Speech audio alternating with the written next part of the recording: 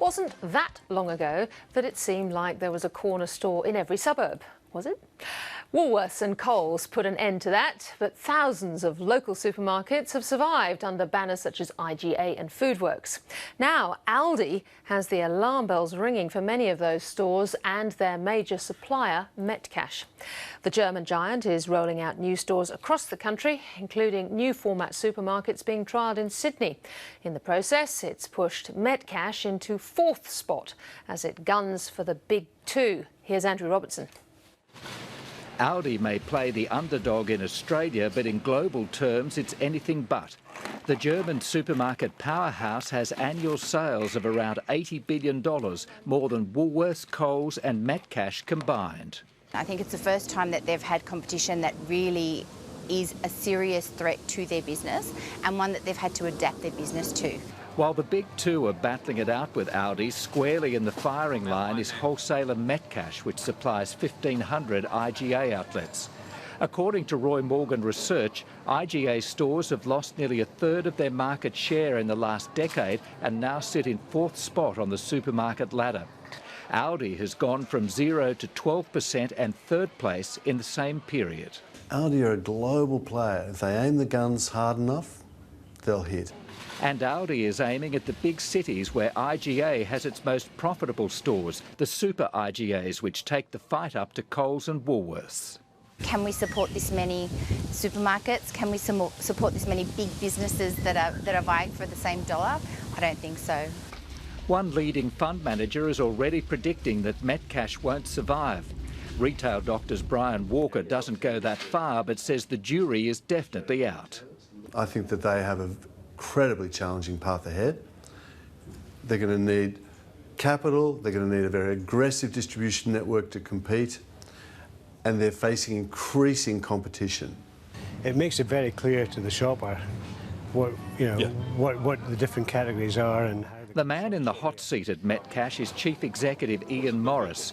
While he acknowledges the threat from Aldi, it's a challenge he's confident Metcash will meet. Aldi, its global sales are almost as big as the whole Australian market. They're very patient and they have very deep pockets. I mean, can you fend them off? Well, they're very good retailers and they have a particular offer which appeals to some of the customers. And what we've got to focus on is our strengths. And our strengths are very different to theirs. There's one man that's out there saying he doesn't think Metcash will be around in 10 years' time.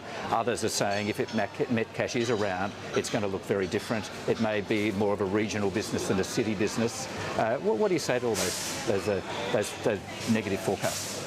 Well, the thing about any business is that you've got to be prepared to change to address the needs of the future. We're investing for a long-term sustainable future, not just for Metcash, but importantly for independent retailers across Australia. And we've put a plan in place. We're just over a year into that plan. And that plan is making very good headway now in moving us towards that sustainable future. And Metcash will need its plans to work. Aldi is expanding aggressively in the eastern states, such as this new store here at Kellyville in Sydney's northwest. It's right next door to a Coles and 100 metres away is a Woolworths. Aldi is also planning an assault on South Australia and Western Australia, two states where the IGA brand is strongest. Joseph Romeo owns 25 IGA stores in Adelaide and, like Ian Morris, is confident the IGA brand can weather the Aldi storm. The independents in South Australia with the brand Foodland IGA and IGA have been very, very successful competing against Coles and Woolworths for a number of years. Their market share is very, very strong and if not the biggest in the whole country when it comes to market share for independents. Investors aren't so confident though. Metcash shares are down more than 70% from their high of $5.19 in May 2007. Has the market given up on Metcash?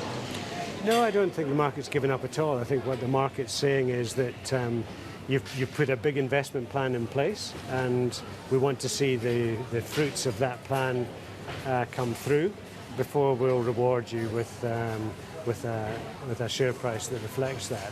To get that share price, though, Metcash is going to have to win the biggest battle of its corporate life. Hi, my name is Brian Walker, CEO and founder of Retail Doctor Group. Retailing is increasingly fast-paced, increasingly complex, And searching for that point of difference relies on great insights, great strategy, and brilliant deployment.